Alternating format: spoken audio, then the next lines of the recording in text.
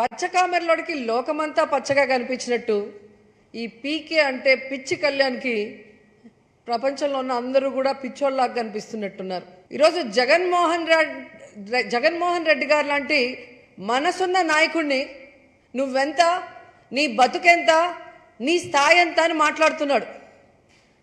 అసలు నీ బతుకెంత, నువ్వెంత, నీ స్థాయి ఎంత అని మేము అడుగుతున్నాం.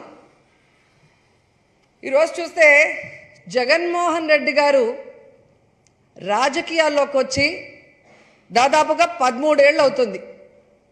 ఈ 13 ఏళ్లలో ఆయన 2 సార్లు ఎంపీ అయ్యారు, 2 సార్లు ఎమ్మెల్యే అయ్యాడు, ఒకసారి అపోజిషన్ లీడర్గా ఉన్నారు, ఇప్పుడు ముఖ్యమంత్రిగా ఉన్నారు. కానీ నువ్వు రాజకీయాల్లోకి వచ్చి 15 ఏళ్ళు అవుతుంది. ఎమ్మెల్యే కాదు కదా, కనీసం వార్డు మెంబర్ కూడా కాలేదు. అసలు నువ్వెంత, నీ బతుకెంత, నీ స్థాయి ఎంత? తన ఒంటి చేత్తో 151 ఎమ్మెల్యేలను గెలిపించుకున్న జగన్మోహన్ రెడ్డి గారు ఎక్కడ? 2 చోట్ల నిలబడి 2 చోట్ల ఓడిపోయినా నువ్వెక్కడ? చతికిల పడ్డవాడివి నువ్వు. అసలు నువ్వెంత, నీ బతుకెంత, నీ స్థాయి ఎంత? నేను ఇక్కడుండే సభ్యులను కూడా మిమ్మల్ని కోరుతున్నా, మనం ప్రజా సమస్యలపైన దృష్టి పెట్టాలి తప్ప వీళ్ళ మీద కాదని చెప్పి కూడా నేను మీకు తెలియజేసుకుంటున్నాను. ఆ రోజు పవన్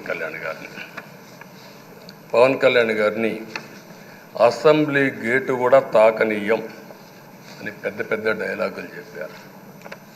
21 సీట్లలో పోటీ చేసి 21 సీట్లని గెలిపించిన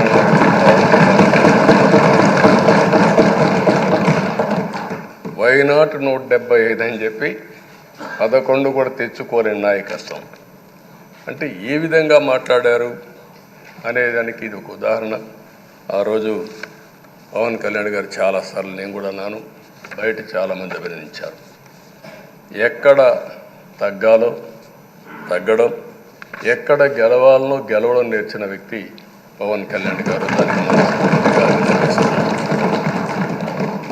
ఈరోజు మనందరం కూడా గుర్తుపెట్టుకోవాల్సింది, రాజకీయాల్లో సుదీర్ఘమైన రాజకీయాల్లో ఉన్నాం. మొత్తం కలిసి 16వ సభ.